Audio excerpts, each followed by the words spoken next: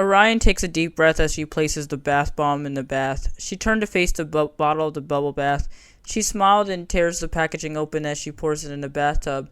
She heard that bubble baths can soothe someone's soul or at least calm people down in distress. She watches as the mixture forms into bubbles. She lets out a soft sigh of relief, placing the bottle down and dipping her body in the comfortable body of water, now encased in bubbles. She was momentarily brought back to a simple time. She was already starting to feel better. She eases into the bubbly goodness, then she felt the water draining. Startled, she gets up. "What the fuck?" she mumbles and shoots straight up. She saw the water drain into drain pipes. In the reflection of the shiny water drain, she saw her obvious frown and she felt upset. She gets from the bathtub. She wraps herself in a bathrobe and storms downstairs. Arcel was sitting on the couch in the living room. He seems to be typing on his phone, seemingly not aware of Orion's presence in the room. "What the fuck happened to the bath I was running?" Orion demands. "I don't know. You tell me." Cell snickers. "Did you somehow remove the water?" she asked. "How can I do that?" Cell asked. He seemed to be annoyed. "I don't know. You have a knack for fucking with people." Orion snarls. "Why would I deliberately do all of that? Sure, I won't deny the allegation of fucking with people, but why would I drain a bathtub? Be real." Cell scoffs. "Because you are a happiness drainer." Orion snaps. "Honey, I don't drain or absorb feelings. I absorb people. Feelings are weak and pathetic. I have no use for them. And to be fair, even if I wanted to absorb feelings, you're the last person I'd consider." "What are you talking about?" Orion asked, offended. "How can I say this without seeming like a jerk? Actually, I don't care. I'm going to be an asshole anyways. You seem to act like a sad sack of shit for attention." Cell said in quotations. Orion's face twisted. "What the fuck does that mean?" Orion demands. "You seem to put on this face where everyone around you should feel bad for you because your boyfriend died, and that you cut yourself because of it. Like we're supposed to feel bad because you lost someone. Big whoopee-doo." Cell said. He seemed to find it amusing that she's suffering so much. "If it were up to me, I'd just tell you to get over it. Which, by the way, I am." Orion's eyes twitches. "You have no idea how I feel, nor do you understand." "Oh, I perfectly understand." And that wasn't a pun this time. Like, let's see here.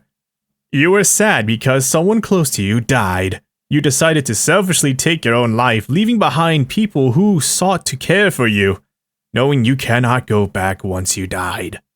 You end up here and nearly killed because of your idea of fixing things down here is by playing dollhouse and trying to redeem people who are monsters. And all of that coupled with the fact that you're fundamentally broken as a person. It's safe to say you're overcompensating for something. Am I correct?" Cell assumes. "Just because I'm depressed doesn't mean I'm using it to fix other people. I just want to be helpful." You make it out to be like what you're doing is saving us. The worst part is, what you're doing is not going to help. What if this whole redemption plan fails? What are we going to do now? Nothing. Because we'll all be dead. The sooner you pull your head out of your ass and come back to reality, the better we'd be without you." Those words hurt very much. Orion could feel the pain in her chest returning and the feeling of being a burden returned. Cell hit a nerve that she didn't know was possible. Usually she didn't really mind his transgressions or rude behavior, but he hit a spot that shouldn't have been hit at all. "You have no idea what I'm going through." Orion snaps through tears. "I hope Takami I don't. I seriously cannot imagine a more weak way of being a burden to society and only contributing to it by being an obnoxious whelp with too much free time on their hands. It's silly. A pipe dream as big as yours and your own issues, you choose to help others instead of yourself." Orion shook, her heart pounding as Cell said those words. It cut deep in her soul. She always had a sneaking suspicion that what Cell felt was true. Those words he said to her numerous times were in a way hateful, even when she's high and completely detached from reality. She can't shrug off the dots. "You're right." Orion mustered the courage to say. Cell arched a non-existent eyebrow. "I'm weak. I can barely even fix myself. So how can I fix all of you?" Cell was confused. "Are you agreeing with me just so you can get me to shut up? Because if that's the case, then that shit isn't work." "No, I am serious. Thanks for helping me. I guess I have time to reflect." "Are you seriously giving up right now?" Cell managed to laugh out. "How much of a fucking pushover do you have to be? So you really have to please me just by agreeing with what I say. Is that it? That's all I can do. There's nothing in this world I can do to fucking prove to anyone how worth it I feel. I felt trapped and alone. That's why I ended it. No one can understand my mind. Hfil, I don't even understand my own. I can barely even sleep, eat, or do any basic things without feeling like I have to rely on other people. I'm a fucking burden to society and I know it. I don't have to be told by a being of perfection as you, she yelled. Sal was momentarily taken aback before recovering. Why don't you kill yourself then? You can feel something. I don't fucking care. Maybe someone else would. All I hear is crying from you. Seriously. Orion took a deep breath and ran off, shoving Gauze out of the way, and Zarbon, who witnessed everything, was completely upset. What in the Hfil was that about, Cell? What? She'll live. Depression isn't real anyways. It's just an excuse for people to be lazy and uninspired. Cell scoffs, placing down his phone. It's a real thing. People have it all the time. Zarbon said, exasperated. You can't just go around telling people with any form of depression to off themselves, especially if we don't know what happens if they die again. Zarbon, buddy, you are taking this too seriously. She's doing this for attention. She'll be back to her normal self in no time. Cell wrapped an arm around Zarbon, pointing in his chest. A thud noise was heard, and Cell chose to ignore it. Oh, really? Back to her old self, huh? Zarbon sarcastically said, If she dies because of you, then I'm not going to forgive you. It's not my loss if she does anyways. It's no skin off my back. We all do terrible things once in a while, so causing someone to die isn't a big deal. It is, when you put it into perspective how much she's sacrificing for you. She's trying to redeem you, and all you're doing is hurting your chances at ever seeing any real progress. Zarbon snaps. Like it or not, she's the only good thing to have happened down here in years. Psh, I don't care if she's a good person or a bad person. She's someone that needs to grow up. Cell said, Well, can you live with the fact that you'd gambled with someone's life away? Of the 3 words that can actually mess with someone. Zarbon asked. Gambled? I have better chances at the lottery than that. Cell sarcastically said, Cell, I'm serious. If you don't go and fix this, I'm literally going to tell everyone that you killed the only thing that can help us. Zarbon seriously said. How the Hfil am I supposed to fix this? Cell asked. I don't know. Do something. Why can't you fix this? Cell exclaims. Oh, I don't know, because I wasn't the person who told a depressed suicidal person to off themselves, now did I? No. Cell responded. Exactly. Zarbon said. Cell groans and gets up. I'm letting this be known right now.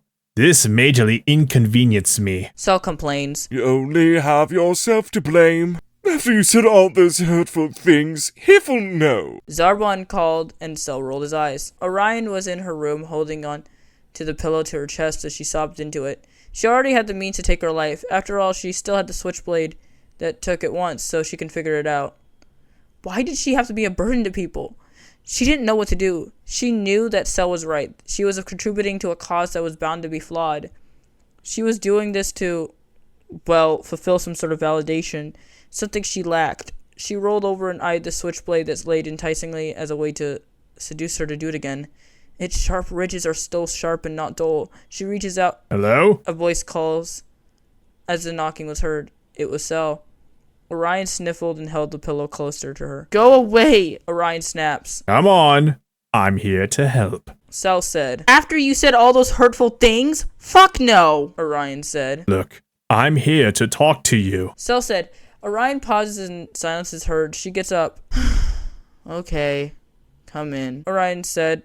Cell opened the door and she laid on the bed, her back faced to Cell. He awkwardly sat down on her bed with his hands on his legs. There was a silence for a while before Cell broke the silence. I am not going to pretend like I understand, because I don't. But I just want to help.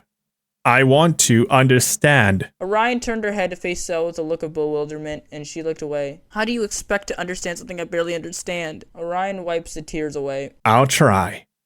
Just don't expect me to understand what I'm trying to tell you. Cells explains more clearly. Orion sniffles and she shakes. Look, I want to apologize for what I said. I know what I said was harsh, but I don't really think it through at all. I misjudged you.